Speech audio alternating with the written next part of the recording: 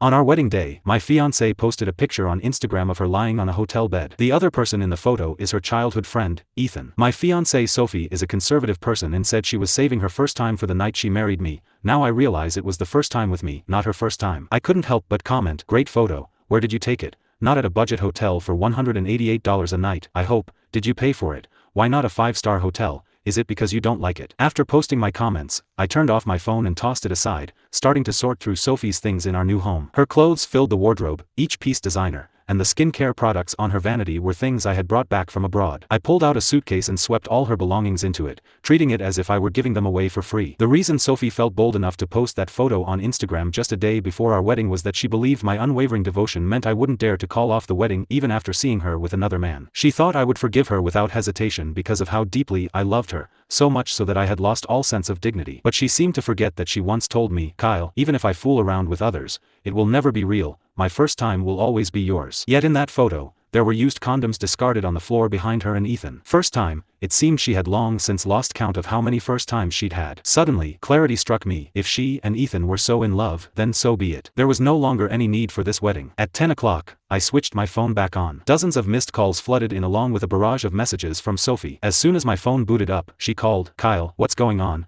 It's 10 o'clock and you're still not here for the wedding. Do you know how embarrassing this is for me? You better prepare double the gift money. My bridesmaids are going to be furious. Do you even want to marry me anymore?" I put it on speakerphone, "And you need to apologize to me first, and then to the bridesmaids." In the past, I would have responded gently and complied with her demands. But now, I didn't care anymore. I retorted sarcastically, "Married, Sophie, are those hickeys on your neck going to disappear by today? You spent last night with Ethan. How many concealers will you need to cover those up? Aren't you supposed to be an elegant lady from a prestigious family? How does partying with another man the night before your wedding fit that image? Sophie, today's wedding is cancelled." She laughed coldly. "Oh, so you saw my Instagram. Is this your way of getting back at me on our wedding day? You've been watching too much TV." "Kyle," she said sharply, "if my parents weren't forcing me to marry you, do you think I would? The one I love is Ethan. You may have my body but never my heart. Don't think you can use last night against me. I'm giving you one last chance. Get here by 11 or forget about this wedding." With that, she hung up. I could imagine her fuming with her bridesmaids about how to deal with me when I arrived. Just then, my phone buzzed with a new message. It was a picture of Sophie sleeping in Ethan's arms.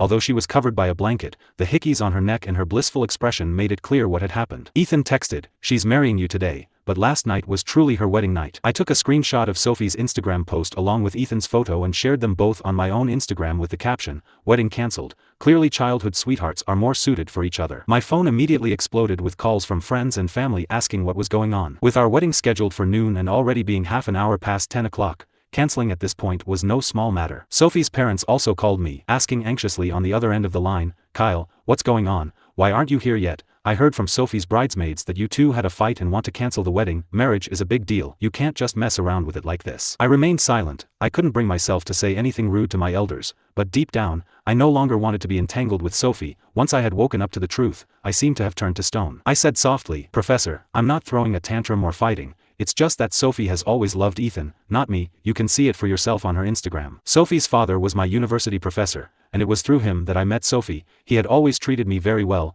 One reason I tolerated Sophie so much was because of him. I thought to myself, how could a child of such a good teacher turn out this way? It must just be a momentary lapse of judgment. But I realized I was wrong. You can't force someone to love you. The professor and his wife didn't like Ethan. In college, Ethan had gone to great lengths to pursue Sophie, flattering her in every way, but it was all just so he could establish himself in this city. He instigated Sophie to fight with her parents, asking them to help him get a spot to stay on campus so he could marry her and take care of her. Ethan's grades were terrible, and there was no way he could stay on campus. I, on the other hand, had gone from master's to PhD under the professor's guidance, winning national scholarships along the way. I had published countless articles. The school decided to give that year's stay-on-campus spot to me. Ethan and Sophie said it was because of my interference that he couldn't stay. But he had just graduated with a bachelor's degree. How could the school possibly let him stay? Yet Sophie believed this nonsensical explanation, convinced that I had snatched the spot from Ethan's hands. In the new house, I finished sorting through all of Sophie's things, packing them into several suitcases. I was just about to call the moving company when Sophie came rushing out of the elevator, still in her wedding dress. "Kyle, are you done with your tantrum? If so, come with me to the hotel. All our guests are waiting." Looking at her anxious face, I smiled. "Sophie, wasn't last night your wedding night with Ethan already?"